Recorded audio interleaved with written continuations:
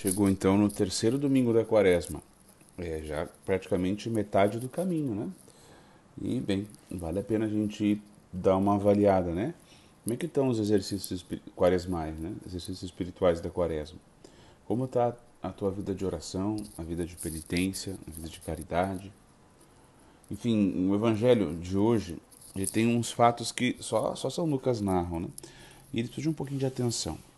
Trazem para Jesus duas tragédias e que elas carregam em si duas imagens falsas.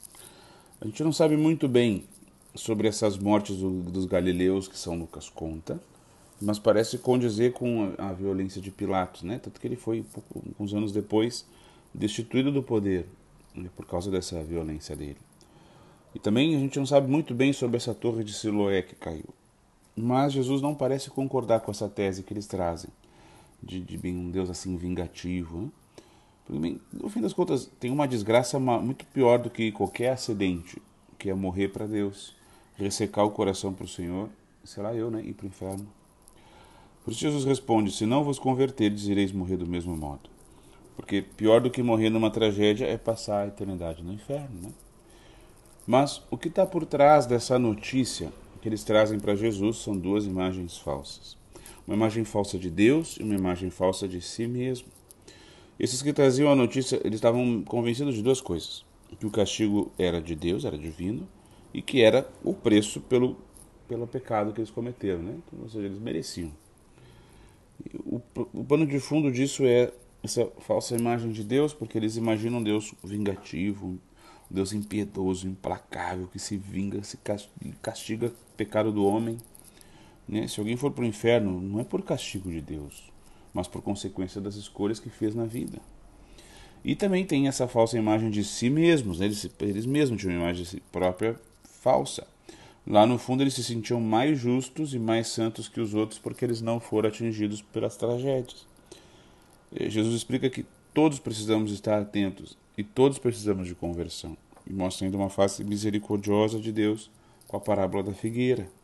A verdadeira imagem de Deus é um Deus clemente, cheio de compaixão, que dá ao homem, dá para nós, tempo suficiente para a gente se converter.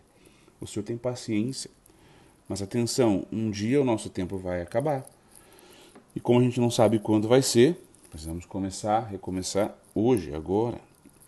A gente vive algo parecido, né? Muita gente acha que já está com a salvação garantida, porque no fundo nem sabe do que estão falando quando se trata de salvação. E vem a calhar esse assunto aqui na nossa paróquia, que esse final de semana a gente vai ter um retiro de quaresma sobre esse assunto. Enfim, o Senhor nos cerca de carinho, de cuidado, proteção, como a parábola da figueira, como a gente canta em algum salmo. E vê que bonita a cena da primeira leitura. Deus viu a aflição do seu povo, escutou seus clamores, ele conhece os sofrimentos do povo. É assim que Deus se apresenta para Moisés. O Deus dos teus pais, o Deus de Abraão, o Deus de Isaac, o Deus de Jacó. Ou seja, o Deus que é fiel, não esqueceu os seus amigos do passado. E agora vem em socorro dos seus descendentes. E depois revela o seu nome. Eu sou aquele que sou.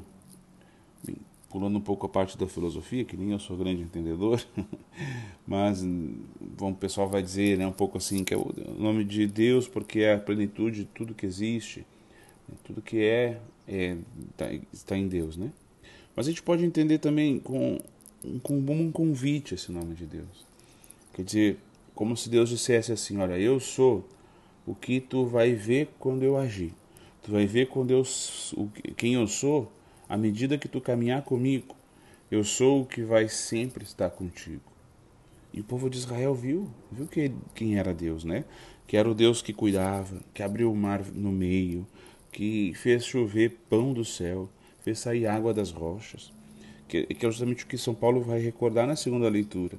Deus cuidou do seu povo, mas mesmo assim o povo murmurava, reclamava de Deus, duvidava, traía o Senhor. E São Paulo diz, não vamos ser como isso, né? Que isso nos sirva de alerta, não vamos ser como esse povo. O Senhor continua nos cuidando, o Senhor continua nos procurando, continua nos cercando de carinho, de proteção, na vida de oração, nos sacramentos, na comunidade. Nos deu até um anjo da guarda para nos proteger. Nós somos um novo povo de Deus e a gente caminha rumo à terra prometida que é o céu.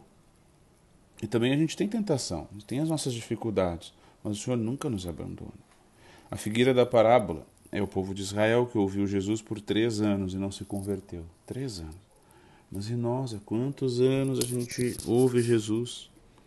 Talvez nós ainda estejamos vivos, não porque somos bons, mas porque o Senhor está nos dando mais tempo para que o nosso coração se converta.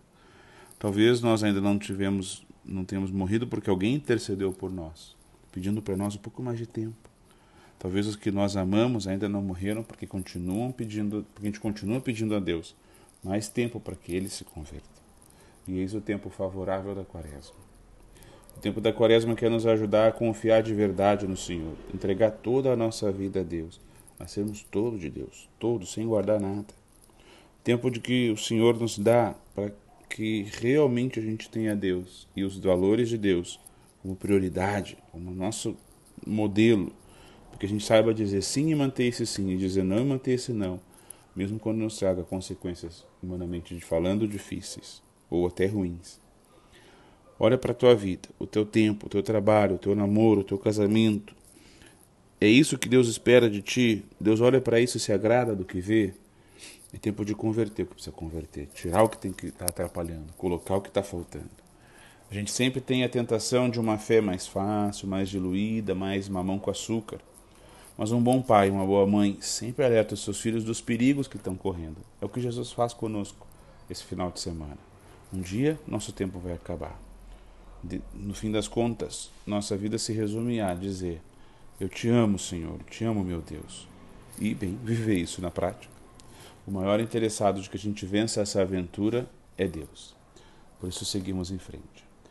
Que Nossa Senhora nos ajude e que Deus nos abençoe. Amém.